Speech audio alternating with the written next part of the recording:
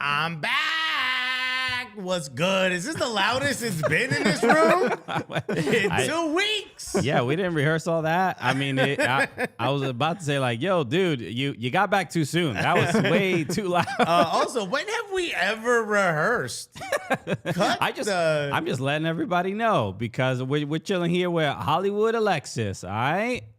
Let's go. I'm happy to be back in my homeland of Blangola. Boy, have I missed these storied shores. What's good, everybody? Kevinch already saying 2 minutes late. So so now we know that Alexis is officially back. Bro, I was ripping wires out. I said, there's no way we're starting on time, bro. I need the people to see what's real. Kyle Ritchie said, damn, Alexis returns. I'm back, baby.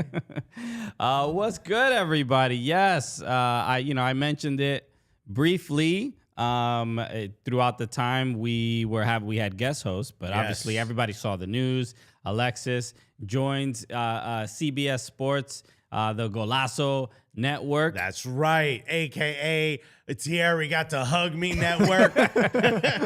There's gonna be one particular channel that's just 24 hours of Alexis hugging. I'm here for it. Hugging Thierry. My agent pushed hard for this, folks. Bro, and it's gonna be set to the most soothing Skinamax music. We're gonna swap between Skinamax jazz and a white noise machine. Okay, it's gonna be peaceful. Which is just gonna be voice notes that both of our ladies have left. That's the white noise machine. So look, a lot of people while you were away did ask about everything going on, and so we have a lot of questions to answer because not only Gully Squad had a lot of questions. There was a lot going on. A lot of people are like, "That's sick. The Cooligans are done." And you'd be right. I'm kidding. Yeah. Goodbye, everybody. Come on, Jillian. Get in here. Okay. We'll get the closest replacement we could find was David Goss. Yeah. It's it's like I was disturbed at how much I'm like, bro, my head got bigger. I lost my hair, but my waist got snatched, bro. What happened? People are like, yo, is this? I feel like people thought they needed to check their vision. You know, get their vision checked. Go back to the optometrist when they saw David Goss on here. I thought Alexis was the cute one. What happened? Shout out to David Goss, Christine Cupo, Jillian Sakovitz, Eli Lesser, Andy Haynes, the homie Andy Haynes. We had a lot of subs. Okay, yeah, man. We used all 5 subs. All 5 subs, bro. Came through. So it was a good decision by IFAB. Yeah. Thank you. Yo, thank you for switching up because I didn't want to be in here injured. You feel me? But thank you for everyone who jumped in my steed. I don't know if I said that correctly, bro. Yeah, but it that sounds right. really means nothing. I don't know what you're talking about. Listen, welcome to the show, baby. These are just words. Okay. No, I gotta really tighten it up for CBS. I ain't gonna lie to you. I've said 1 or 2 things that were like, not only were those not facts, but those aren't words, bro. And I'm like, all right, so we get my vibe. The Cooligans is basically Alexis on detention. Okay? 100%, yeah. This is I come in, I see my people. What's good, everybody? I see you also spoke out in chemistry class. Try to cook the frog we were supposed to dissect. So look, we're happy you're back. A lot to discuss. Throughout the show, I guess stuff will come up. I'm sure people have questions about whatever happened at CBS. We got to do a no cap. We got to do it. That's really the main thing. So, because a lot of people, it was a big surprise to a lot of people. We'll talk about. It's a big surprise to us. Yeah. I'm like, what now? Alexis is where? Are y'all sure about this? This better not be some cruel prank. We will do a no cap recap on Patreon to go over everything that happened and all that other stuff, and we'll talk about the past of the Cooligans, the future of the Cooligans, and all that stuff. I will say, Alexis, we have got a lot of requests for stories about Bangor, Maine, and the airport pizza. Oh my God! So at some point, you will have to tell everyone. Yeah, yo, no cap recap. We might have to do 2 episodes. One is going to be a banger only episode.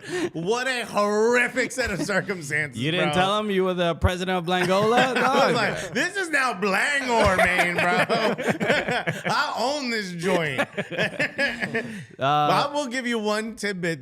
We were sequestered for 4 hours in a room because there were no customs agent in Bangor International Airport. Man. You know why they're international? The Why? only reason this warehouse is an international airport is because there's a naval base nearby, and what's the thing they land on? The strip. Aircraft carrier? No, the landing strip is big enough to handle larger planes. I mean, That's it. Look, shave your pubes however you want. I know. Buddy. I'm not here to tell you. But how big is the Halo mustache is what we want to know. What are they landing on exactly? The new rules is we can't swear in the first 10 minutes, but after that is we good. Okay. But so on CBS or here? CBS turns out it's every 10 minutes. All the 10 minutes added up, you cannot swear. The guy comes out after promising us that a plane would be landing from New York to come get us and was in the air. He came out and he kind of scratched his head before he said anything. And that's not a good sign. When someone has to deliver a message and they kind of give themselves that extra 3 or 4 seconds, you're like, nah, come on. Airstrip is what it's called. There we go. He came out and he was like, I'm not really sure. And again, this got nothing to do with me. And didn't stop him from getting yelled at. He said, we have to cancel the flight. You're not allowed to get on this next airplane that's coming. You're going to have to cancel, and we're going to have to reschedule you for tomorrow morning on a different flight. So you guys are going to have to go get hotel rooms, or you feel free to stay here. We have 5 cots. All right, thank you. International Bangor Airport, whatever. And then a guy, like at this point now, he is crowded with people complaining. Hey, this is really, you've been lying to us for 4 hours. This is crazy. I'm kind of just like enjoying myself, saying like, there's nothing you're going to say to this man that's going to get him to change the plan. And one guy goes, as soon as it all dies out, the one guy's like, I only stay in 5-star hotel rooms. Is there a 5-star hotel room here in Bangor, Maine? And I laughed in this man's face in a way I haven't enjoyed laughing in someone's face. Yeah. I was like, homie, you can add up all the hotels. You might get 5 stars.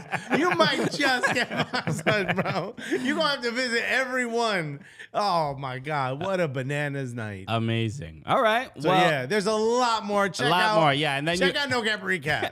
And then you had to immediately go to Connecticut for a rehearsal. Bro, I landed and then took an Uber from the airport and they're like, weren't you wearing that in your Instagram 2 days ago? I'm like, the answer is yes.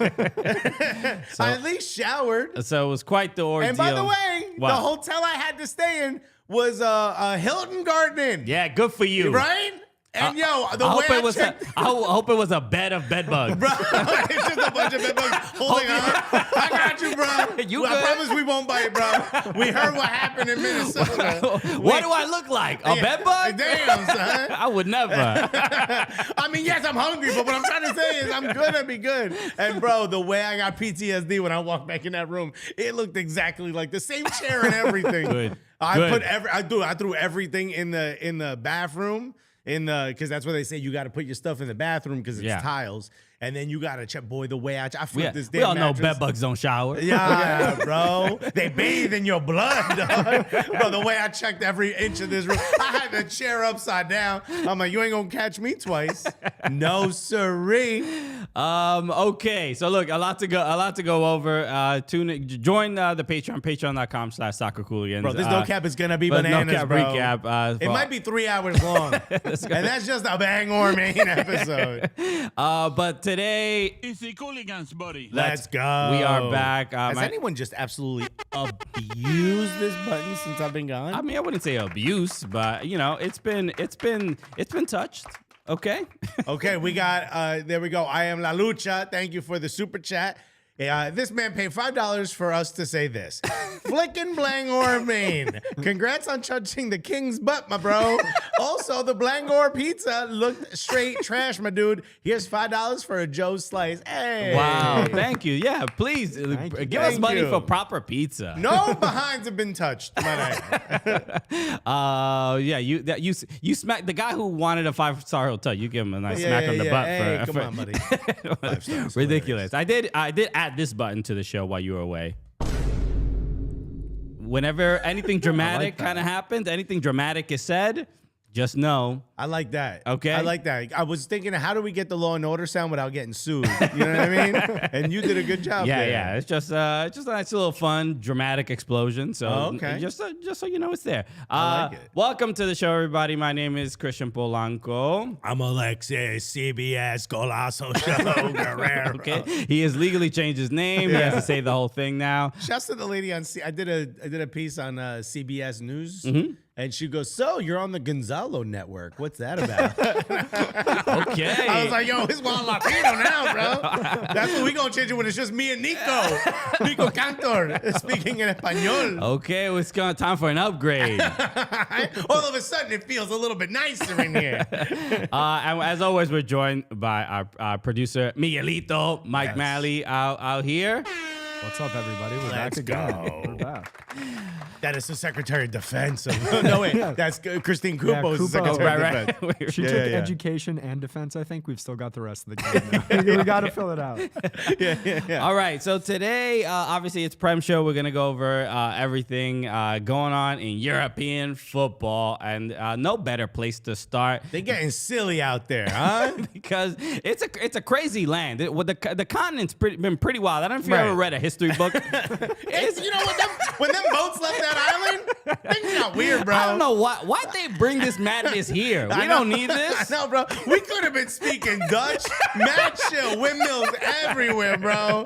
Y'all made this way, bro. But no, we have to discuss the press conference because a lot of people tweeted at us. Tottenham fans don't even have to roast themselves. We don't have to roast them. Your manager does it for you, dude. He is here he has basically said, "I dare you, Bro. fire me. Yeah, I yeah, dare yeah. you." Every He saw Kanye and said, "Yo, I think I could do the same thing without the hatred." This man is imploding from within. He is trying to look. It's hard to make sense of does he want this job? But he's speaking facts, though, isn't he? He is, but you can't speak facts when you a Tottenham manager, bro. Bro, Facts not are on the not. press conference, bro. They're not about facts. He said, and you know what else? You can't say that. If you say that in a press conference, you done gone too far. Because every Tottenham fan is gonna be like, "Bro, we know. Don't tell us something new." Arsenal fans are listening, bro. Yeah, he's out there. Tottenham fans are like, "Bro, why is my manager so loud?" Damn. We supposed to keep this inside the house, bro. So, okay, let's just play some of a couple moments from this press conference. This is obviously after the suggest draw. you play the whole thing. I want this to be on loop. After the draw to Southampton, where Tottenham was up, I believe 3-1. And then Southampton drew the game. And Southampton, we all know, are at the bottom of the table in the Premier League. So it's a pretty frustrating result for Antonio Conte, and he makes that very clear right here. They don't play. They don't want to play under pressure. They don't want to play under stress. Yeah, it's easy in this way. And Tottenham story is this: 20 years that there is the owner and never won something. But why? Only for the fault is only for the club or for every manager that stay here. And I have seen the manager that Tottenham had on the bench. All right, I'll Bro. play the rest in a second. But Can I also just stress before we say anything? No one asked him a question, bro. So- He just went. I don't even know what the question was. You have a they good didn't day? play the question. The question is not in this clip, so I don't know what the exact question was. But I imagine it's simply is South. You know, is What do you think of the Tottenham- results today?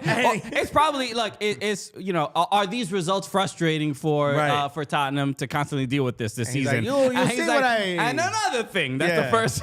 You see what I put up with here? This is crazy. But that for him to go into the history and be like 20 years and they've never won. They never won something. They never won something. And it's like, bro, you're sounding like troops. You're sounding yeah. like everybody, the Arsenal fans that always make jokes. Conte oozing. It's not an expressions oozing. Bro. Bro, this is a complete takedown from within, bro. The call is coming from within the house, bro. And then to focus on the, he's like, I've seen the people who have sat in this seat. Yeah. You know what I mean? I'm just like, they have won nothing in 20 years. What you mean they, bro?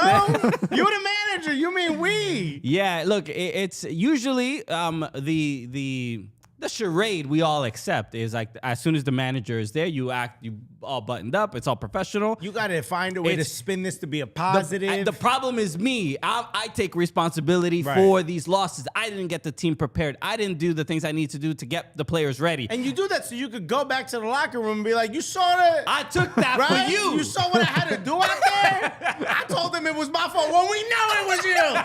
And we know it was you. What was you doing in the 75th minute? You should be thanking me. Bro, they knew I was lying and coming up for y'all. Y'all suck.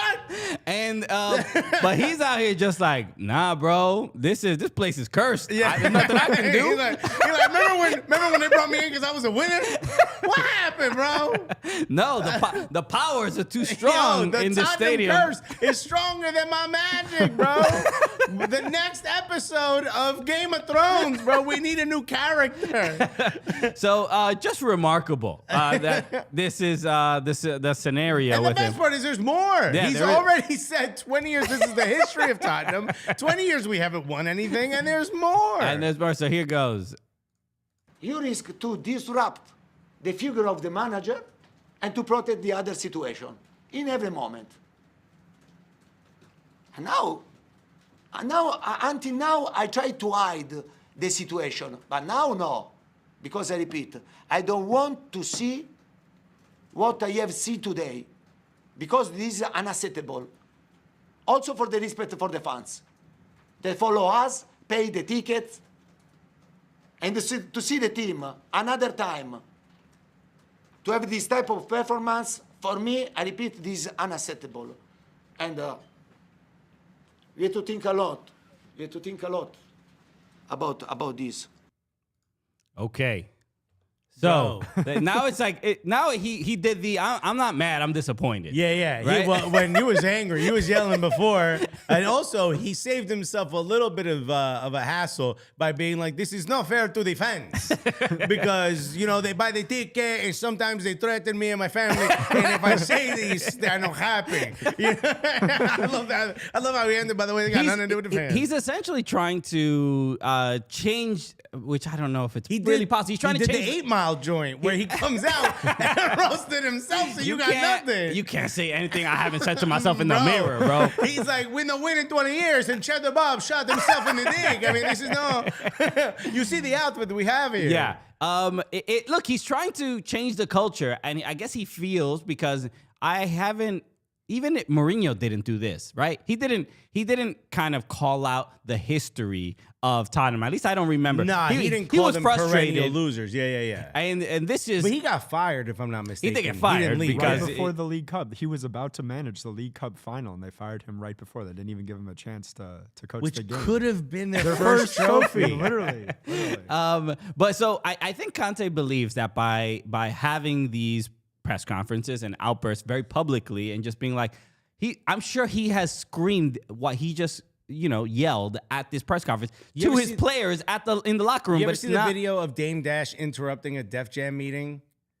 I don't know. I don't think so. It's famous. So they called a meeting in the era where Jay-Z was leaving Rockefeller without Dame knowing. Okay. A meeting is called of all the heads of Def Jam, if I'm not mistaken, it's Def Jam.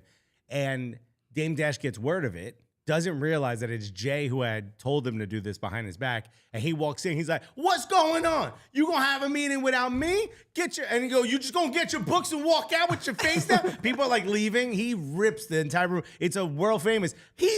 Conte has done this to the board, and they're just like, I don't know what you're talking about, baby. We got a new stadium. The beer comes in from the bottom of the cup. Do you know that? That the beer comes in from the bottom of the cup. I don't think you're paying attention to the attention to detail. You keep saying we ain't got no trophies, but the beer comes in from the bottom of the cup. Okay. Y'all ain't got that. Do they got that at the San Siro? Yeah, right? No. Oh, what is Juventus do? Pour the beer in the top of the cup? Bro. What year is it, bro? Look, you can tell it's a little bit of, it seems like he really cares about changing the culture of the club. Or is this his way of just getting that stank off him? Maybe. You know? It's this at this point in his career. I don't know how old Antonio Conte is at the moment, but I get the sense I know how old he is. Too old for this shit. That's how old he is. He's 53. It's a lethal weapon, Bro. North London. It's towards the last half of that clip, you get the sense of that he is he does believe that this is the way to help motivate these players. I completely disagree with you. I think this is it. I think he said, I've tried to hide this. This is his third emo press conference. How have you tried to hide this? You hide emotions about as good as an Italian guy I would expect. You are terrible at this. The idea that he's trying to get a point across to the board or the front office, I think is done. I think this is his way of saying the team don't listen, the front office don't listen. Yeah. But these folks don't listen, so I'm gonna tell y'all. And y'all make a big deal about this. I'll get fired, but he's pulling the martyr card. You know what I mean? Yeah, but it's odd. It's a little odd only because, it's a frustrating result for Tottenham, but Tottenham are still in fourth, still in great position to qualify for Champions League, which by this season's standards would be incredible for Tottenham. So it's like the pressure's probably mounted that their biggest rival is young, they're old, don't have a new stadium. They do. They were the glitz and glamour club. They've spent 6 years finishing above Arsenal, and Arsenal now are in at least the driver's seat, whether you believe they can hold on or not. That's got to be sending shockwaves through Tottenham. That you in your golden era, where you had your best club, you still didn't win nothing. And the end of your golden era is by your rival winning the league with a bunch of players you couldn't name 4 years ago. Sure. That's crazy. So I don't know. Look, you're leaning towards like he's just blown it all up. He doesn't really care that much. He stays manager this. I don't think he stays. But all I'm arguing is that I think he cares a little bit. That's all I'm saying. I think Oh, no, I'm sure he cares. But also, this is now part of his legacy. The man was known as a winner everywhere he went until he got to Tottenham, which, by the way, is every one Tottenham has had since Pochettino. Right. Did Poch even win anything? I don't think he ever won a trophy. He did not win anything. He got to the final of Champions League. His career highlight was Tottenham. Yeah. Okay. Embarrassing, bro. And now they're talking about him coming back. Mourinho? No, Pochettino. Yeah, I did hear that as well. Look, I was having this conversation with Andy Haynes about like, do you feel bad for Tottenham? And he's like, it was a strange question to begin with. Yeah. Because even people in the chat were like, no, we do not. But this is even Tottenham fans are like unfazed by this now. I wouldn't say unfazed. No, dude, I watched like 1,000 clips from TalkSport. Okay, people are mad at the players. No one's even mad at Conte. Other people in the football world are like saying this isn't the way you shouldn't say this in a press conference. But I haven't heard anyone go like, yo, this guy, I can't believe he said these things. Everyone's like, I'm tired of being a fan of a team like this. He's right. When my biggest fear is that they listen. And they become a better club. Because I kind of like, St. Tottenham's Day we're 20 points above them, right? Arsenal's 20 points above Tottenham. For the most part, you would assume St. Tottenham's Day is back finally. Right. After a 7-8 year break. It hasn't been that long. Yeah. 7-8 years? Yeah, we've been trashed, bro. This is their golden era. Okay. And they won nothing. Imagine we win this league. Imagine.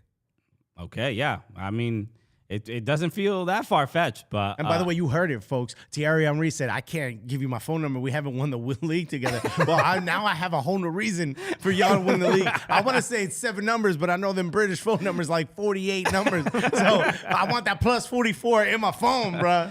Look, it's imagine me texting Thierry Henry, bro. You gonna block me in how long? We think 6 hours? It's look, for Tottenham, it's more than anything, it's entertaining. So look, I'm a fan of Conte because he provides a fair amount of content for this program. Okay, we out here, but we'll see. There was a video from Tifo Football that Look, Nick Red, who said Alexis is right. As a Tottenham fan, I couldn't find a thing Conte said that was wrong. Dude, they are all saying, like, at least someone is telling us the truth. And meanwhile, remember that dude from the Iraq War who was like, everything is fine, and there's bombs going off behind him? Mm-hmm. That's the front office of Tottenham. I don't know what war, bro. We won that shit days ago, fam. And there's just American tanks. So I had seen a video from Tifo Football about basically the question that they asked. They were like, are Tottenham boring? Are Tottenham a boring football club to They watch? are. And essentially, but you wouldn't think that. They're in fourth place. They've scored 52 goals. Their goal differential is 12. 12. Okay, I mean, it's obviously very different from They've- from first and second. Which They've given up how many goals, They've bro? given up 40 Look goals. at the goal differential between the first two teams and Manchester United. yeah, it's bad. Arsenal's at the top at 40. Manchester City in second place, a goal differential of 42. So together, we've scored 82 more goals than our opposition. Manchester United, 6. Bro, It's a big drop off from essentially what are the, I guess you could argue. I mean, do you want to say Arsenal are one of the best football clubs in the world right now? I guess it's difficult to argue that, but I they're mean, not. They They're got not, knocked down in Europa. exactly. Too, But which we'll I talk think about in a that's a second. positive. I love it. That's the delusion. Nah, no delusion at all. Let us focus on what's important here. What do you get for winning Europa? You get the Champions League. Bro, we did that already. I get it, but it was also Sporting. So let's not. Hey, they're a great club. Thank you for bumping us out of that lower league competition. We do So not the need anymore. video that they made was essentially the question was, are Tottenham boring? And then they when you break down the goals that they have scored, it is 12. It was 12 set pieces, 2 penalties, so already 14 taken away from like run of play sort of goals. And then when you look at the rest, it's like a lot of them are Harry Kane. And Harry Kane is just like, send me the rock and I'll do what I got to do. Yeah, and I'll give you a moment of magic. So that's why the question of like, is this not as entertaining as it should be for a team that is in fourth place, I think is a sort of fair kind of assessment or fair YouTube title. Because it gets a couple clicks when you say Tottenham that is boring. clickbaity for sure, but I think it is. I think it is a pretty boring club to watch. It's just a boring style of play. It's a shame with players, especially like Son, and then Richarlison got hurt in the last game. And let's be honest, if Chelsea and Liverpool aren't having a bad season, they're out of Europe. I agree. I mean, but that's okay. Yeah. Bless you. Ugh. If the other team, yes, if other teams played better, Tottenham would be doing worse. Right? What I'm saying is, on a regular season, Arsenal would still be top, and then they would be out of Europe. Diablo. Okay, that's all that Tottenham slander, bro. My God, bro. Okay, so we did mention Arsenal, and they did get knocked out of the Europa Get League. this poison out of my club. But we know why. Okay, we were trying to make sense of it. Well, how could they lose this game? They lost in penalties to Sporting Club Portugal. And obviously the goal from Pedro Gonçalves. I don't know exactly how to say He's his had name. a beast of a season, and I only know this because I have to prepare for the CBS show. He's had a beast of a season. But everybody was wondering why, how could Arsenal have lost? And then if you were watching this game on television, you saw a couple celebs, and one of the ones that was there was Kim Kardashian along with her son. I think it was North. It's not North. It's North kid. is the daughter. Yeah, this is the other kid. Air, maybe? Not Air Saint, maybe Saint. Saint. It is Saint. Saint. Okay. So Saint is, I guess, a gooner. Saint was wearing whose jersey was he wearing? Saka. He's a massive Saka Was fan. it Saka? Okay. Saka called him. All right. I think it's his. It's a customized jersey that they give you when you have a lot of money. I didn't get that when I went to the Bournemouth game. But a lot of people are saying that this is the Kim Kardashian curse. I disagree. I think it's the kid's fault. You know what I mean? Okay. People aren't saying this on the web, bro. They're not brave enough to say, I think it's the kid's fault. Good. Son, you need to become a Tottenham fan.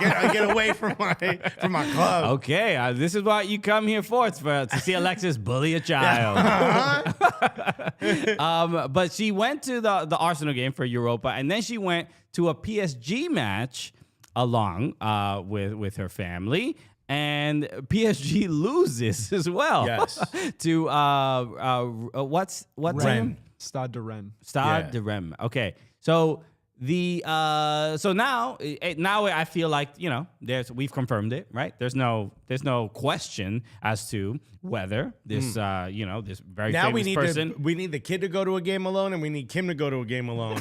And So really- we see who's really got the courage. We got the here. control group. Yeah. We'll have a variable. We'll just put photo of both of them. Maybe that's just enough. But we will get to the bottom of it. But in the photo that we just showed, obviously you saw Kim Kardashian in shock because the goal. The video. You saw that the Arsenal fan when Gonçalves scored the goal. No. You didn't see the. Oh man, I gotta find this photo. I was busy, man. I was on the Gonzalo network. You weren't watching it on TV. They got the guy and he's holding his phone record, and he's basically making the same exact face as Kim Kardashian. Oh, It's really? just an absolute shock that this ball went in. And literally the only thing I was thinking when I watched it, and I saw this tweet from You're talking about the long. the long ball. Yeah. Yeah. I saw also the tweet from Total Soccer Show. Our homie Taylor Rockwell had tweeted. He just said. He retweeted the clip and just said, "Please don't let it be Matt Turner. Please don't let it be Matt Turner." And it was not Matt Turner. It was not, because he would have stopped that. He would have stopped that. Okay. So Hot take. This is what I was thinking. What it's usually at least for me, I'm a fan of play the guy that got you there, right? And Matt Turner did play in the first leg, gave up 2 goals, but I don't. You had done. Your analysis on Golazo Network and basically saying, especially the goal that he gave up where he did stop the shot, but it fell in front of 2 Arsenal defenders, but 1 Sporting player, and he just got to it first. It was still a great save from Matt Turner. I didn't think Matt Turner didn't deserve to start this game. No. And when you look at what happened with Berhalter, Jesus Christ, well, Ramsdale, I really got to fix this before CBS does.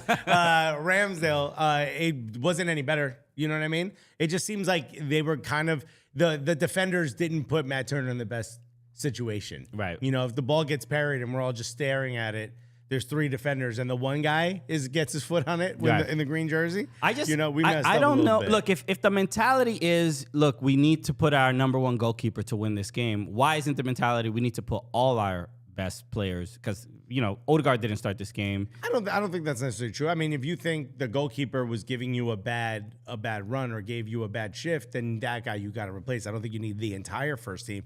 But also, and I've said this, and I'll be honest, I do think this is actually a net positive. I would have loved to have continued. I would have loved to win another trophy. Doing a double of sorts would have been great. But really, other than the financial income, the financial windfall, if you will, which I don't think it's a lot. Isn't it like $35 million that you win for winning Europa? I'm not sure either. No, if only we had a guy who would look it up. Come on, I'm looking it up. Miguelito, get on there.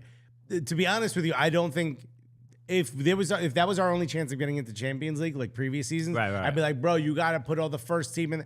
But nah, dog, we got to find a way to stay above the water with Manchester City right behind us. I know we're 8 points, but that's with the game in hand.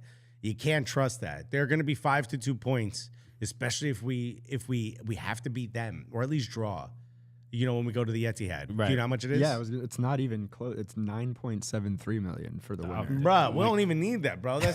Are you kidding me, bro? That's barely anything. I'm surprised it's so low. That's in the crunky ashtray, bro. That's in the cup holder of his whip, bro. We don't need that. Nah, get that out of here. What's that, 8 Bitcoin? We don't need that, bro. Wow. Yeah, look, I still... So even if that's the case, if the stakes are that low... I'm like, I don't know why they don't start Matt Turner. I was kind of bummed out not seeing Matt him Turner between the should have sticks. played, Yeah, but I think we could all say if that would have happened to Matt Turner, it would have been like, oh, he's American. He's not good enough to be. Well, what should we say about Ramsdale? That he's British, bro. They need our help, bro. Your clubs are in the mud. Conte trying to help. You got the Italians and the Americans If helping you. we're already thinking about, if an American makes that mistake, we would have said blank. let's just say what we would have said about an American about this British man that gave up this goal. Bro, they ain't good enough, bro. That's it, all right? Just look, they need to work on their game, all right? They need to stop calling it football. It's called soccer. Yeah, it's about time, bro. Maybe if Ramsdale grew up calling it soccer, he would know not to be that far off his line, bro. This ain't the NBA. Yo, we need to just be equally toxic, Yeah, bro. I'm yeah. done with this, you know. We gotta fight toxicity with toxicity, bro. Okay, I think that was in the Bible, I think. I think, right? Arm for an arm, toxic for a toxic, bro. I think that was commandment number 7, if I remember yeah, correctly. yeah, dude. Okay, all right. You know what? And Miguelito, don't look that up. Nah, You're right. There's like 50 or more commandments, right? We only talk there about the was first 10. 10. No, there's way more. Really? Way more. Damn, what did Moses had a long ass tablet? And let me tell you something. That tablet he charged his tablet before it. Yo, his tablet had iOS 14. Damn, dog. bro, he had the notes app with brazy on there. Also, let me tell you something. If you think the first 10 have some problematic stuff in there, wait till you get to about 18, bro. It gets wild. And you're like, yo, some of these rules are too rulesy, you know? Oh my God. Okay. Look, well, we all know what Moses could have used. He could have used a nice ice cold Coors Light, bro. When you want to relax and you want to turn it off. Is that the one we're still doing? Yep, it is. Okay, cool. What you want is a nice cold. And you know, sometimes you ask yourself, bro, I was just in England and I'm like, I can't tell if any of these beers are cold. And you know why? There's no beautiful blue mountain on it that becomes blue when it's cold enough. Exactly. So look, it's always when you need to chill, when you just need to be in a nice, relaxed mood, watching these Champions League games, Right? watching these Europa matches, Maybe watching. you got some friends coming over after work and everybody just wants to kick their feet up. Mm-hmm. You Okay, know? we need to have more in-person hangs. You know what I mean? Because Bro. it's all this, chatting on Xbox streams. Right? Random people you don't even know. You don't even know. You're them. building forts together. Do it in person with the couch cushions.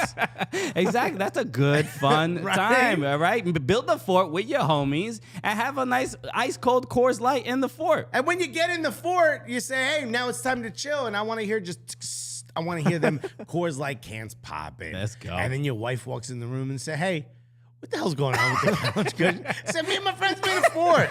It's none of your business. Right? Boys only. You're not allowed in the fort. She doesn't know the rules, but she'll learn. Right? You can also chill with a nice cold Coors Light Okay, so in your own fort. mark your calendar for some quality time with Coors Light, the beer that's made to chill. Get Coors Light delivered straight to your door with Drizzly or Instacart by going to CoorsLight.com/cooligans. Celebrate responsibly. Coors Brewing Company, Golden, Colorado. Let's go. Okay.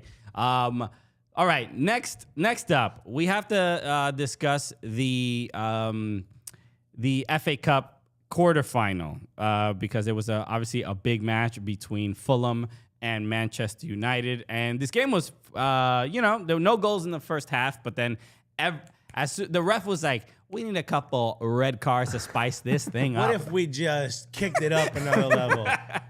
And by the way, shouts to Z the Mushmouth, clearly from the Bronx, said for $5, you pay $5 for us to say this. How much in the super chat for y'all to shotgun some Cores? One day. We're Well, waiting for okay. Coors. All right. We have to await our next delivery of it so we can put it in the fridge. Let's go. Is that even on? The light is off for some reason. Damn, the fridge broke already. I wonder why. It is on, but the light inside it is off. But we'll figure it out. Okay. Damn. All right. So a pretty wild game. I would say pretty even for the most part. But then, do I have it up here? I don't have it up here. But whatever. We all know the result. Obviously, Manchester United won this game. But obviously the drama of this game was the red card given to Willian for a dog show denial of an obvious goal scoring opportunity by handball. Great keeper. I mean, good, keep light work for him. He wasn't really, it was more of like he was slapping his own thigh, I think. You know what I mean? He was like, what a good stop. Well, just what a great joke. What a laugh. You made me laugh. He's a real knee slapper. If you haven't, I have I'm showing the screenshot right now. Yeah, do not hit play. I won't hit play, but it's everybody on, if you're listening or watching, refs need love too.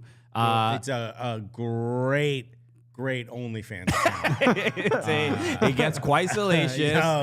But no, on a lot of red cards. David, that's not allowed on the pitch. David Gerson, he's a referee, I believe in Georgia, Atlanta area. We've spoken to him. We've spoken to him. He's a great dude, and he's a referee. So he kind of highlights plays, controversial plays, and people send him calls or send him highlights and be like, "Yo, what do you think of this call this referee made?" And he did it for this match, and his analysis was pretty obvious because when you look at Willian, he does kind of just he does a little chicken wing, sticks his hand out just enough to prevent the ball from going in the net, which was obviously going in.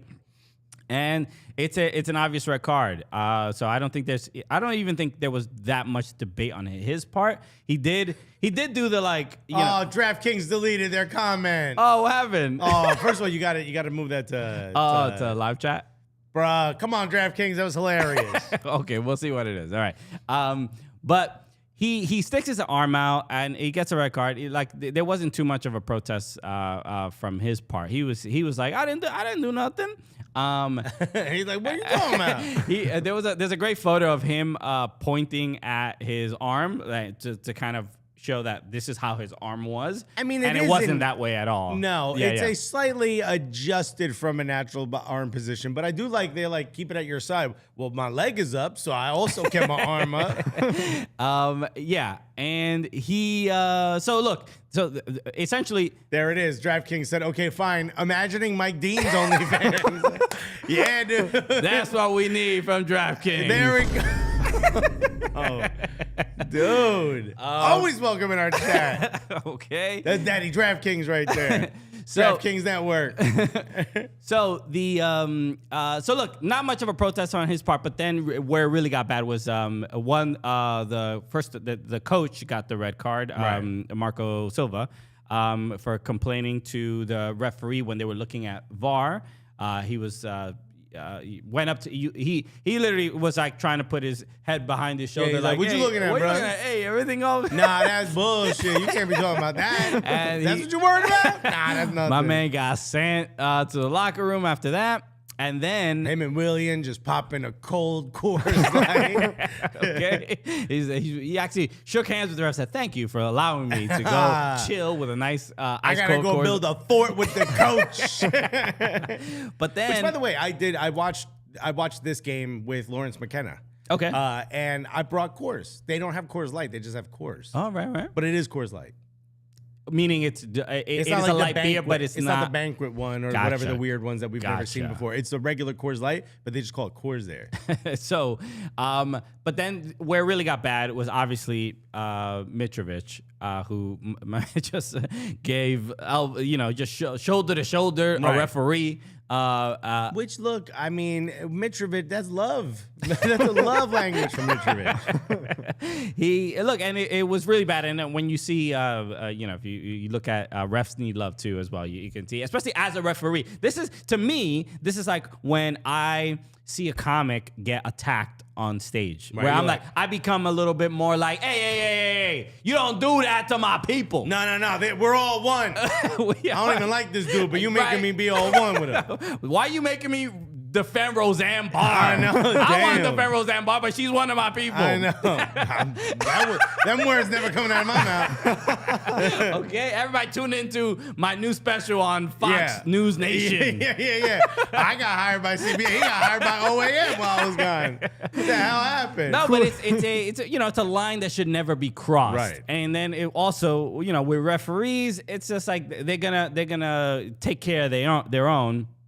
Because this was just such a ridiculous decision from Mitrovic to put his hands on a referee. And Mitrovic ain't no small dude. The ref wasn't that small dude either, but he's still like, yo. Yeah, you shouldn't do that. There's times where like a player will turn the ref, and you're like, is that right? Are we gonna get a red card for that now? You know what I mean? You can't body one. Yeah, you yeah. know that's that's not. And people were comparing it to Bruno Fernandes a couple weeks ago. Remember when he like kind of slightly nudged the ref to get around him to get the ball, and people were like, "Why didn't he get a red for that?" Yeah. But what Mitrovic did was clearly. There's so much that Bruno Fernandes does.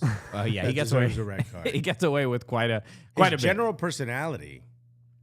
I think he deserves a red card. He's gonna get a red at home. His kids are like, nah, fam, we can't have that. Stop talking to mommy that way. DraftKings says Mitrovic to show up on AEW during his suspension. I can see it.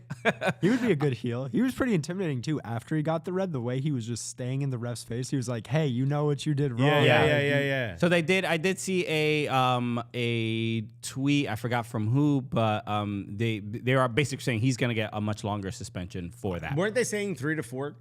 Isn't that like? I don't know three to me is the minimum. Your second straight red is 4 games. So I don't think he's had a straight red, but I think he's going to get that suspension. Okay, I can see it because I mean he did 100% just cross the line, and as soon as. Even Willian, who got the red, had to come back and tell Mitrovic, like, yo, bro, you're going to get me in more trouble. I know. We don't even we need got the fort popped down. I don't even know why you got to be out here, bro. You're doing way too much. Get in the fort, dude. Look, a frustrating loss for a good Fulham team, and I think this was their hope in possibly winning a trophy this year, even though it still would have felt insurmountable because Manchester City, we saw what they did to Burnley. Did you see what they did? They wiped them 6-0. And we wasn't Vincent Kompany your boy? Why would you do this to your man? There's a statue of him outside the stadium, and they still did him like that. Erling Haaland gets a hat trick after getting five in goals. Champions League the few days prior. Pep went on like we've said this in the past, like many years ago. Pep, I think, wants to be a comedian. Really? Remember we said that a long time ago? He said, I forgot what he said, but he said it. We're like, the timing was right. You could tell he was working on the bit. Oh, you talking about Julia Roberts? No, he said. We got to talk about that, though. We got to talk about that. But they said, why'd you pull him out? And he said, like, he's too young to score a double hat trick. But then somebody else asked him, and he said he didn't want Haaland to break Messi's record in whatever Champions League. It was like, these are good bits. These are good bits, bro. I don't know. I guess when I heard the thing about, because Haaland wasn't too happy to get out of that game after scoring the 5 goals. He wasn't happy, but he wasn't mad. Pissed. He wasn't pissed, but I think he would have enjoyed breaking the Champions League record for most goals in a match. Yeah. And that was essentially Pep's response was like, I took him out because if he breaks the record now at 22 years old or whatever, he's gonna have a boring life. He's not gonna have anything to really like look forward to. And I'm like, hell, hold up. I want to get to the top of Mount Everest right now if I can get there right now. I gotta start this climb to finish it, So I don't 100% agree with that mentality. I think it would have been such a really, he tied the record obviously, but it would have been a really dope thing for Erling Haaland to get that record. It would have been nice. DraftKings said Pep and T.I., 2 peas in the same pot. Bro. T.I. done, right? He's no longer doing stand-up? I haven't heard of him doing stand-up again. He got into that beef with Godfrey. I've seen his act, and I've never seen him do stand-up, bro. Have you seen, you've seen the interview he did with Godfrey, right? No. He got into like a bit of an argument with Godfrey about it. Godfrey was telling him he wasn't a comedian, right? It wasn't exactly that, but it was that he went up after him. Godfrey was headlining, and then T.I. went up after him, which is like, that's just a thing you do not do. Also, if you were smart, you would not do that to Godfrey. You don't want to follow Godfrey, bro. So he was like, T.I. was upset at because Godfrey was talking about it and was frustrated about it, and then they spoke, and they didn't really like resolve anything. It still seemed a little That contentious. also seems like a Godfrey thing to do, is to just extend an argument for the purpose of extending an argument. So I did see a couple quotes. The obviously head coach of Burnley, Vincent Kompany, did say said a couple things about that the loss. He basically was like, this is a good. I'm paraphrasing, but like I appreciate this pain. Like the players should use this pain to highlight that they are. He said something I kind of liked. He said we're not in first place in the championship. We're in 21st in the Premier League. meaning that the players have to work so much harder to Damn. really. So they have to really. So this game showed them how much better they actually need to be to play at this level. Vincent Kompany, the new manager at Tottenham. Wow, look at how he handled that. He did also say that he wished he could have played against Erling Haaland. He kept saying like, if I was fit and had no injuries, I would have loved to play against a guy like that and all this stuff. I still think Haaland's getting doing 5 or 6 on most teams. I mean, I know with all due respect to Vincent Kompany, but Haaland is no joke. Stopping him. You may bug him a bit. DraftKings, great question. What managers would make the best stand-ups? Oh, this is a great one. Clean comic, Jesse Marsh, right? Real dad energy. Clean? I don't know about clean, but definitely. I think he does like clean jokes, doesn't swear a lot, probably has like a church tour. You know what I mean? See if them like cruise. He's a cruise he's comic. a youth pastor all of a sudden. yeah. That's kind of the energy I got from him. I mean, look. Well, obviously, we're talking about Antonio Conte. Antonio Conte would be the Bill Burr. Yeah, angry at everything. but the zingers. Yeah. You know? You want to see an hour by Conte. I can see Mourinho being like a dry, like very like serious. Mourinho like, got a off the good tongue. 15 in him already. He got a good showcase set. Without a doubt. He comes up after the check drops. You listening, bro? Oh, man, it's a good question. Who else? I mean, Mikel Arteta, not a great comedian. Mikel Arteta, no. Doesn't really laugh at himself too much. No. He'd be like, bro, stop drawing a brain and a heart, dude. We're trying to watch. It's supposed to be funny. Sean Dyche? What do you think? Sean Dyche is probably hilarious. I think he's probably funny. He's definitely hilarious. Yeah, Like, yeah. Sean Dyche is probably like a lad. You know what I mean? Enzo Adriani in the chat says, Klopp, no doubt. His smile and laugh will get you. Yeah, but German and humor. It's really oil and water. It really is, bro. They don't really got the sarcasm in their brain. Are there any like? I'm trying to even think of a German comic that has like been successful, like and not only in Germany. It's just like There's a dude named Shaq who I helped get spots in New York, and he crushed. okay. He did very well.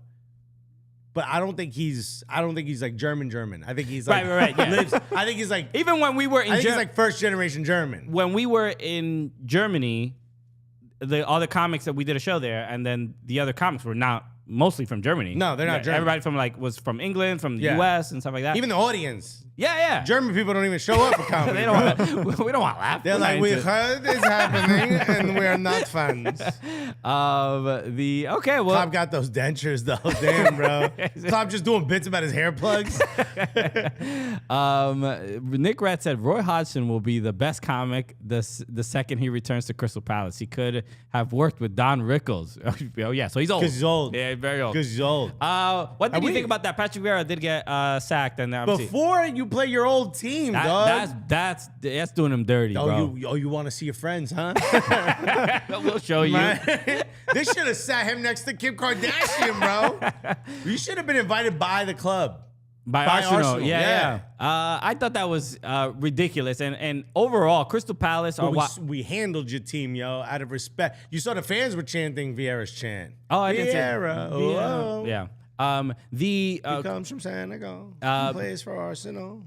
They're in what? They're in 12th place. They're with 27 points. And this is a tough scenario for from 12th to 20th. You brought this up to me once. It's a and 5. when you really look at it, you're like, bro, you lose one game, you in 19th, bro. So they're in. They're only 5 points from last place. So obviously anything could happen. I think there was clearly the concern about getting relegated, but 12th place for Crystal Palace is as good as it gets. I mean, it's not getting better than that. So I don't know. I gotta say, I know he's had a bad calendar year, right? They haven't won, so he gets sacked. But bro, like this is the best I've seen Crystal Palace look as far as like discipline, and they're not the boring team anymore. Sure. And yo, Roy Hodgson is just going, bro, it's gonna be Dyche ball.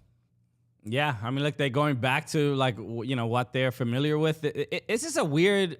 I don't know if it's a weirder season This in is the like Premier League I know than he usual. cheats on me, but he pays the bills, so I'm staying with him, bro. It's like, yeah, it's clearly to me a step backward. I don't, he is going to be the caretaker for whatever I just don't know what Crystal Palace needs to do to be in a conversation of like, can they even break into the top 10 or top 6? Like, it seems like Crystal Palace is a club kind of similar to Everton, where like, if you could stay up, that's what you are. Yeah, it's too much of a risk for them to go down. I get that. But you hope you hire a manager that will instill a new system. And also, haven't we seen with Arsenal that it pays to go through that sort of that kind of pain period, to kind of weather that storm, stick with a manager who has a system in mind, blah, blah, blah, blah, blah. You know what I mean? Can kind of push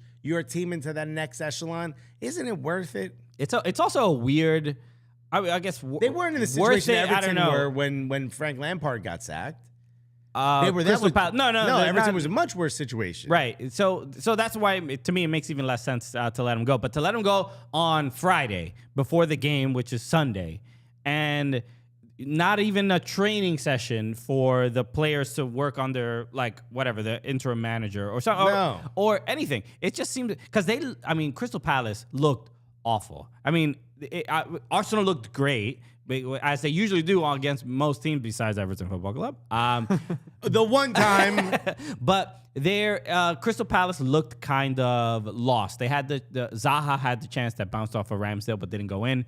Bounced off his leg and then bounced out. Right. Thank God, and then, but outside, they did end up getting one goal, right? Yeah. But outside of that, I can't remember the guy's name. But outside of that, they almost no possession, no real threat. There were moments where they were getting momentum back, but that seems to be an Arsenal thing. Arsenal started kind of weak, where there was that run of games where we would score in the first 3 minutes, right? And I think that ever since Jesus kind of got injured, we haven't really had that. But there was a sustained 10 or 15 minutes where I'm like, all right, they came to play. And I thought we were going to get that new manager bounce again, we got with Sean Dyche. And usually that you would kind of see that, but I think what that told me, because the players were like, I need to play for my position. They were like, nah, we good. So, but that's the thing. I think to me, it looked like the players were not happy that Vieira got sacked. I think they barely showed up. You brought up the timing of it. The timing was off. It didn't seem like it was a decision that was well thought out. Right. To fire a guy and then give the new guy no real time to piece this together, to talk to the team, to find out who's upset. You saw the message from Sambi Lokonga. I don't know if you saw it. I didn't know. He said he posted in his stories, thank you for bringing my smile back, because clearly he's been having a rough go of it at Arsenal when not getting a chance to start or get many minutes. Mm-hmm. But he said, thank you for bringing my smile back, even for the short time I was able to play under you. I'm paraphrasing that part. Right. But thank you for bringing the smile back. It goes to show, I think he went on loan. I think he chose Crystal Palace because he was going to get to work with Vieira, a defensive midfielder, legend at Arsenal, probably the guy he wanted to have his ear of for a while, and now he's not going to get that chance. It seemed like I haven't seen Wilfried Zaha say anything. I haven't seen it either. But to me, he's like the de facto leader of the team. On the broadcast after the game, it was Rebecca Lowe and the two Robbies, and they kept highlighting Wilfried Zaha's body language and just how he throughout the game he looked just defeated. Yeah, and it just wasn't great. Even though they sort of highlighting that he's not a great body language guy throughout his career, so it's not that much of a shock. But they were using sort of him as the example of I don't think he's happy about Patrick Vieira getting sacked, because I think he respected him quite a bit. So look, Vieira, who obviously Arsenal legend, but also NYCFC former manager, was good too. We met him a whole bunch of times, and so a frustrating I think time for Crystal Palace. Could they get relegated? I don't think so. I don't they seem think so. Good enough to stay up, but because the everything is so close, I guess what's remarkable is what you said. We were talking about the goal differential, right, and how the first 1 and 2 are those where are the big differences in the rest of the league, but and it's the point difference as well. Those first two teams have gobbled up so many points that, and they usually gobble those points up, and it's at the bottom. You beat up on the lower teams. Yeah, that's where you eat a big meal. Right. but they've gobbled up the middle of the table, which is so strange. We're not used to seeing that because there's always clearly bad teams, but there's a strange sense of parity in the Premier League this season that we're not really used to seeing. It feels like we have two super clubs, just based on if you look at goal differential and points. You have your Real Madrid and your Barcelona, and then kind of a couple of teams that are like Atleti, right? And then you've got a bunch of Ed Che's. You know what I mean? You just got a There's a lot. So from and it's wild because the results change. I mean, it does feel like Nottingham Forest, Everton, Wolves, Aston Villa, they're all the same. Like, you don't know what you're going to get out of these clubs. You don't know who's going to show up. Chelsea, Come on. Why you gotta throw us in there? I went to Stamford Bridge, bro. Y'all need that 1.5 billion. What? That is a train station that they play football in, bro. No, that can't be you won every award. For real. They're trying. I mean, Boley has said he's gonna do a big renovation in the next few years, so hopefully it'll be. Bro, it looks like a furniture store that sells those bar stools that everyone thought was like the future. They're like all curvy. You know what I'm talking about? Ergonomic bar stools. Yeah. You know what I'm talking about? It looks like a furniture store that just sells that. When you walk in, you're like, this can't. Wow. This can't be. Do you think it looked worse than Goodison or like you were more? Goodison at least had like history. There's like a history like to a it. Vintage antique. Yeah. You know, I paid extra because of how old this is. Oh, this is a cool historical site. Yeah, 100%. Where do you play football? You don't dare touch the grass, do you? No, this place looked like that kind of cheesy, like we upgraded a little bit while back. Yeah. You know what I mean? And like the whole thing. Yeah. We were in the suite. Because CBS has the rights to Champions League, so this was the Champions League match versus Dortmund, and we were like, it wasn't like a suite. It was like one of those like hospitality suites where like you come out of your seat and then you go into like a big room with everyone else. Right. Nothing like the WM suite at Emirates, which was one of the greatest experiences of all time. Shouts to 90s Baby podcast that we sat next to. But this was like the whole thing felt like the lounge at a train station. You know what I mean? Okay. Remember when we had to pay the crazy money at the Eurostar? And the lounge was like, here's a couple of nuts, or you got this little bowl of chips. The whole thing felt that way. It was off, bro. Amazing. Okay, so it is loud though. I will tell you this much. It is loud, even though Chelsea fans didn't start celebrating until they won. Right. And also, there's no real chance. You know their chant is? What's their Chelsea? Everyone always roasts them for that. You can't just repeat the name of the club in different tones. Okay, well, you got to mix it up. Get some bars. Yo, Chelsea. you need some songs, my G. How you win every trophy available and you don't got no chance? They played a good game, though, against Dortmund. They looked incredible. Yeah, it was a good game. Chelsea did play this weekend. I was texting back and forth with Mike. Chelsea did play against Everton. 2-2. Did you watch this game? Your boy Sims did I watch this game. Let's go. Your boy Sims, man. We was talking. We were like, yo, this ain't no Premier League player. He must have heard what we were saying. A goal from João Felix, which was great. And then very dumb penalty that they gave up. But Doucouré gets the header, but then Ellis Sims in the 89th minute. That's a big body goal. That was a big boy goal. Big time, big man goal. Big man goal. Okay. There was no finesse whatsoever. My man said, I'm gonna hit it hard, I'm gonna run after it, and then I'm gonna open up them hips. Look, he got his first start. And if you don't, Ellis Sims is like a Everton 2, guy, right? He was. And you all just found out there is an Everton 2. There's an Arsenal 2. There's everything, right? We know that. But he was just a guy that there's an Everton team worse than the starting 11, is what we're saying. Okay, you wouldn't believe it. But he's just a young kid that they gave him a start. 22, right? 23. I don't know his age. I think he's pretty young though.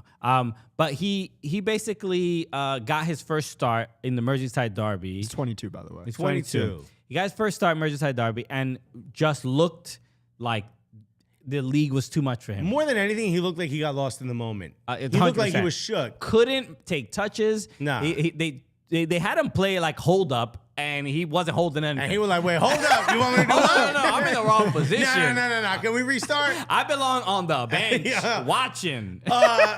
Everton 2, y'all. Why am I here? Okay? No, I need to be. It's a sequel. All right? A nice Cobra said Everton 2, Lampard's revenge. So Electric Boogaloo, baby. But Your boy ain't no Everton 1. he comes into this game. At what minute he got subbed in? He got subbed in the 79th minute. And right away was like, I think I got something for y'all, bro. And look, he scores. Koulibaly had a game. He looked to me almost flawless. He was stopping everything. This was the one moment where Koulibaly wasn't wearing a cape. Because that dude was like, he was literally everywhere in this game, and he just and not even just he was stopping everything and getting in front of long passes or through balls. He was just like he knew disrupted everything. He knew where every Everton player was about to pass the ball. Yeah. A spectacular game, and then this seemed a little bit of Vitaly Mikolenko gets into this game and subs in for Seamus Coleman. Obviously, Ellis Sims comes into the game, but Ellis Sims comes in for Idrissa Gueye, obviously central defensive midfielder, and this felt like a fitness thing. It just felt like Chelsea thought they had it and were just a little bit tired. And when who was it that got the ball? Who assisted to Sims? It was Decore. Decore gets the ball just in the middle of Chelsea's half. No defenders he has like 5-6 seconds to think about what he wants to do, and then passes the ball to Sims, and Sims just takes a beautiful touch, but turns his hips, faces Koulibaly, Henry, and Koulibaly just bit a little bit, and took that one step forward. But he also he got him off of his center of gravity, so that when Sims kind of bodies him, Koulibaly for the first time ever. Got shifted off a ball, and I was like, "Oh, that's a big man." And then he hits it under Arisa Balaga. Just a great goal, which you're like, this dude has never done anything like that in his footballing career. Like, we ain't even seen this man. Who'd you bring up? Because this has been the main concern. Who started up top for Everton? In this game, Damari Gray was the striker. Yeah. Because they haven't, Dominic Calvert-Lewin has been injured.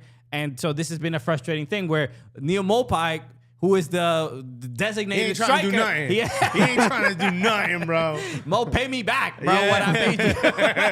Bro, I want to give you some credit. Because weeks ago, when Lampard was still manager of this team, you were like, you're playing the players out of position. And, bro, Decore has been begging, apparently, you heard this on the broadcast, has been begging to play a little bit closer up to the front. He wants to be more of a number 10. And who gets the assist that essentially wins you a point? And the goal as well. He scored a goal. Yeah, he did score a goal earlier. Mm-hmm. But who gives you that? That's Decore. I mean, just an absolute... masterclass by Christian Polanco. I got to make one of them videos. Bro, if Sean Dyche could have one when he had no job, bro. Let me manage this club, dog. Yo, at least Everton, too. Okay. You saying I can't do a better job? Yo, you ain't got nobody down there. We don't know who the manager is, and they can't be better than this guy. Yeah, man. Look, I think we're seeing an Everton of just simply not being maybe Lampard was just more stubborn than we all thought, because these changes, sitting Damari Gray, I think Lampard was doing too much. You know what I mean? Yeah. He was like trying to overthink the position. Here's what no one's ever done before. I would personally, I think he thought the players that he has on his roster can do more than they actually can. It has to be, you have to think of yourself as an employer or business owner. I got to put the people in their best positions. They kept saying this to me when I became manager. You will not manage a bunch of Alexises, right. Which again, the company would have been burnt to a crisp had that happened. But they were saying like they're not you. You can't manage people like they're you. They're not going to work the way you work. They don't learn the way you learn. You have to teach them in a different way. You know what I mean? And this is, I think, a good situation where, Sean Dyche's system is pretty rudimentary. It's pretty simple. But when it works, it works. Yeah. And you're seeing moments now where, like, this is enough to keep you up. But is this the guy you want managing next season? Look, if he keeps us up, yes. I mean, there's no reason to get rid of him. Because you need one more year before the new stadium. Pretty much. So look, I'll say this. What I'm impressed with Sean Dyche is the decisions to just try something else, right? To sitting Damari Gray. Justin Freeberg said Everton 2 Polanco Boogaloo. I see it in theaters already, bro. But sitting Damari Gray.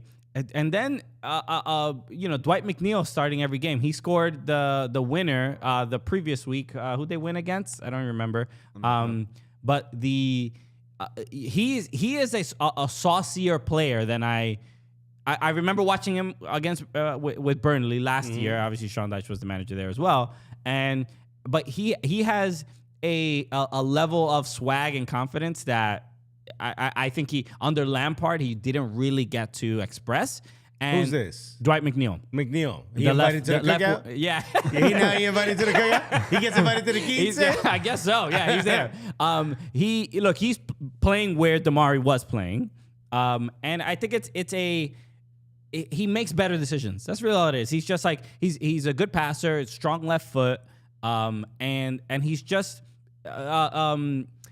he's a winger, but he's like in the middle there sometimes, almost playing similarly to like the way James played a little bit, just connecting really, really good passes. Bro, remember James was on this team? Remember Carlo Ancelotti was the manager of Everton? 2 years ago. It was only like 2 years ago. Ancelotti, James. It was a different era, That's bro. a fever dream now. Genuinely. You went from Ancelotti to Sean Dyche. You went from James. I also thought, a huge result for Everton because we see how tight the standings are. Massive. Leeds won their game, and that pretty much every week I'm like, I always make sure to watch Leeds. I always make sure to watch Everton, and then Arsenal.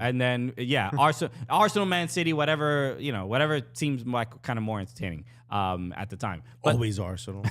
but Arsenal, the only team in England with 3 players with 10 or more goals. Did you see? Maybe Shouts to the research team at CBS. I'll find this clip in a little bit. But did you see Graham Potter talking about doing at the season ticket member event, and he was like doing an interview, and they were asking him where Arsenal has their full team every year, or the one where he goes, and then we fucking win Champions League. Yeah. So it seems like that is that, and maybe Mike can weigh in, but like it feels like a little bit of the having good results. Does having good results in Champions League take away from the sting of these poor results in Premier League? While you answer that, I'm going to get a water because I'm starting to cough. I mean, kind of genuinely, but it's kind of like, I think a lot of the supporters thought after Chelsea got that first win, like in so long, that it was just going to go back to the way it was at the beginning of the season. Oh, we're going to start winning all the time. And it's like, there's still a lot of problems in this team that need to be papered up. I think goalie is a big problem. Consistent goal scoring is still a big problem. Is Mendy injured, or he's just not playing? He's been injured. He broke his finger a little while ago, but it's kind of unclear as to like why he's not playing, whether it's just form or the actual injury. Play through the pain, bro. Yeah, seriously. But yeah, I just You're a goalkeeper. You don't need your finger. Hell, dude.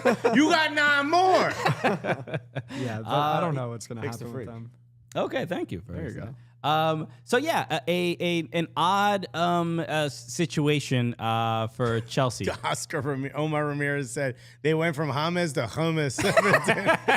Everton do better. I mean, I mess with hummus too, bro. Yeah, hummus is delicious. He ain't doing nothing in the midfield, bro. Just standing there. So, but I do want to talk about Leeds. Leeds won a huge game. Did they look better without Tyler Adams? No, they did not look better. I mean, they gave up 2 goals after. I don't know. I was kind of worried, to be honest with you. Nah, man. I think McKennie looked good. McKennie looked good, and more than anything, Brendan Aronson kind of became a better player while the longer he was out there. I agree. Yeah. Because I was worried the first few minutes. I'm like, get this boy off the damn. Look, every time an American makes a mistake in the Premier League or just a bad touch or anything, it physically pains me. It hurts me. It hurts because we know what they're going to say. We know. We said the toxicity is real. But I thought this was it got a little nervy there towards the end. And this is where I think having Tyler Adams would have been a good scenario because they gave up 2 goals in 8 minutes in the second half. But I thought Jack Harrison, who was in a bit of a slump, he's already scored a goal. Looked good. I think 2 goals in 2 weeks or 2 goals in 3 weeks or something like that. Looked in a great goal, a nice confident goal with his right foot, if I'm not mistaken. It was good link-up play, too. Yeah. I mean, it seemed like things are clicking. You know, I can't really recall. They weren't pressing as aggressive as they did under Jesse Marsch. That was like the one major difference I noticed. But it does seem like there's a bit more fluidity to it. Yeah, and then Luke Ayling scored the goal on like a nice training ground kind of set piece. They also had a set piece that was for Weston McKennie. I don't know if you noticed that. I didn't see there that. was one that was like it was a corner, but it was directly to Weston. And he does score corners in Champions League. He does. He'll get one this season. I know for sure. But he so that was good to see. But yeah, overall, the big controversy in this game was the last goal from Rodrigo, which is that having Rodrigo back is, I think, the reason why Leeds will stay up. Right. Huge. But then the better they do, the worse it is for Everton. Sure. I'm hoping both of them stay up. But the goal from Rodrigo, there was a shirt pull. I don't know who it was. Adama Traore who got his shirt pulled. And and then obviously Rodrigo gets the ball and they end up scoring. But all the Wolves players stopped for a second because they thought there was clearly that's going to be a foul. Yeah, they thought there was going to be a whistle, and Traore did get his shirt pulled. He did make a thing out of it, which was totally accurate because he wasn't embellishing in any way. He did get pulled, and this is something you learn when you feel contact. Go down. Yeah. So he got pulled and then threw his arms up, and then he got another. He gathered himself and got another touch on the ball, and then I forgot the guy's name who pressed the ball and put pressure on, and then got the ball to Rodrigo, and VAR looked at it. And everybody thought like, oh, they're gonna take this one back because that Wolves were already had the momentum. Yeah, momentum was that was 3-2, right? That was 3-2. That was 3-2. And and then VAR looked at it and even the announcers were like, oh, I think they might call this back. There was a clear foul, but then the ref was like, nah, he was good. Yes, there was a foul, but then he gathered himself, had control, and decided to, I guess, to like stop playing because he was waiting for the whistle. We always say play to the whistle. We always say that. And at Everton too. So a huge result for Leeds. A huge 3 points. I was very, very happy for them. Massive win for them. There was a Molyneux too. Yeah. This was away. That's a big win for them. Huge loss for Wolverhampton as well. So I mean, if we look at the relegation standings, or sort of right now, if we look at the table, Southampton still they did get a point against Tottenham, but they're at the bottom with 23. Bournemouth with 24. They just had a very bad loss, if I remember correctly. And West Ham drew, who are in the relegation zone. Bournemouth lost to Aston Villa. Leicester begging to be in the relegation zone, though. Oh, wow. Yeah, it's going to be it's going to be a situation where the last match day of the season, there's going to be like a reverse Agüero. There's going to be for someone going down to the championship. There's going to be someone scoring last second who brings the team down. I honestly think, but in the last game of the season, there might be like 6 or 7 teams that could get relegated. Southampton, we know. We don't know. No, we know. We don't know. Come on. Look what they did against Tottenham. I mean, it's Tottenham. They drew Chelsea. It's also Chelsea. It's not crazy. It's not crazy. It feels like we know Southampton are out. They've just had a really rough season. It would be shocking if in the next 10 matches the problem here is that they're at 28 games, dude. There's no chance. But they're only 1 win away, and they're not in the relegation zone. That's it. They win 1 game, and they are staying in the Premier League. No.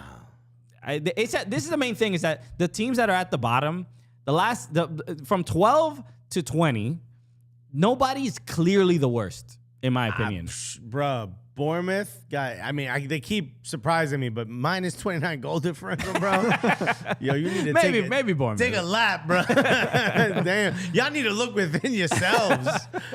Look, they had the lead against Arsenal. Yeah, And I then- was there, baby. Yeah, dude. Okay. I haven't even told you about the WM sweep, bro. You have not. Well, What we'll an save it. We'll save it for the Patreon. Wow. Okay. There was one other thing I wanted to make sure I mentioned, and that was about Lionel Messi. We have to make sure we discuss this man. I saw this on Reddit here, but this is obviously the translation is on Reddit.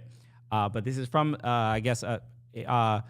Hadrien or Grenier. I don't know. It sounds like the guy from I was Entourage. going to say the guy from Vinny Chase reporting on soccer news all of a sudden. What's Turtle got to say about Neymar's injury, bro? But the tweet, which says it comes from L'Equipe in France, says PSG are no longer sure on their desire to renew Leo Messi. The club has seen that his renewal is far from being unanimous among the supporters. The club is thinking about the evolution of the sports project. Now, because this is not what they were saying a couple weeks ago. David Beckham awakes from his nap. All of a sudden, the phone is buzzing. Messi, he might be at the dinner table, but he's kind of looking at his phone like, yo, who's calling? Yeah. So this is the first time we've heard any kind of sowing any doubt about the possible return of Leo Messi to PSG. They obviously did lose to Bayern in the Champions League. A lot of people are simply saying this man has nothing to play for in Europe anymore, and definitely specifically at PSG. He has really no reason to stay. I mean, I can't see him being better next season than he is this season. And if this isn't enough, it seems like now's the time for him to go. And MLS is waiting with open arms and open checkbooks, ready to give you what you want. This is starting to feel like it might happen. We haven't really seen any outside of Mike Ryan Rees, who were like texting like, yo, bro, you hear about this? Yeah. How do you know this stuff? Who's your sources?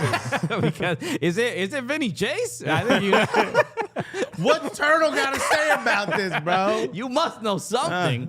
But this is feeling like more than ever that it's kind of happening. And then we also saw Inter Miami's Gregory, the midfielder who got injured during the NYCFC game after a rough tackle from Mattias Pellegrini.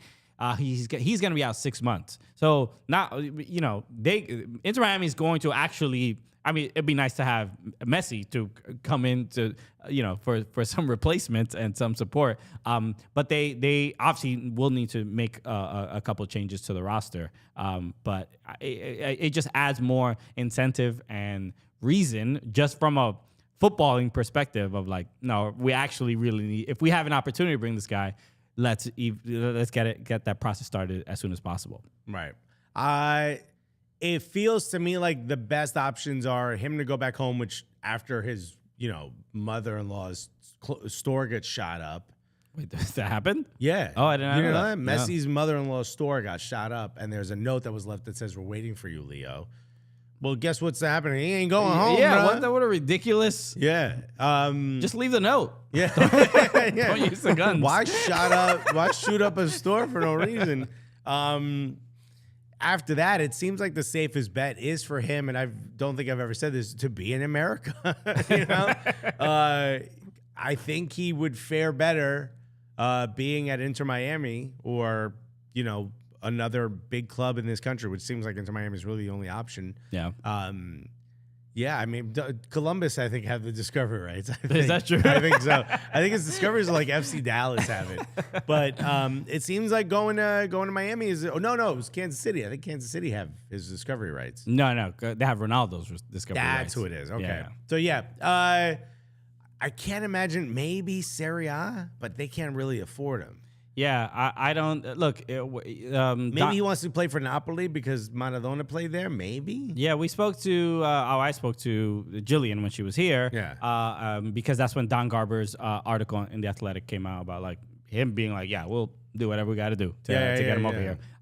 We want Messi. Yeah. It was the title of that article. And then, I had mentioned how Fabrizio Romano had tweeted out that by the end of February, it's a lock. Messi's going back to PSG. We all know this. And February passed, and nothing was said. Nobody confirmed anything at all. So it does feel very much like this is happening. So, look, we'll keep an eye on it. Is there any negative to him being in MLS? I can't think of any. I can't think of one. Apple's ready to make it happen.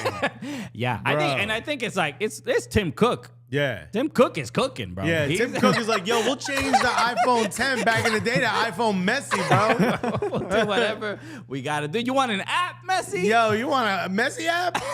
I still got the T-Pain app. Remember that? Where you would sing. The auto-tune app. I had that joint. The auto-tune joint?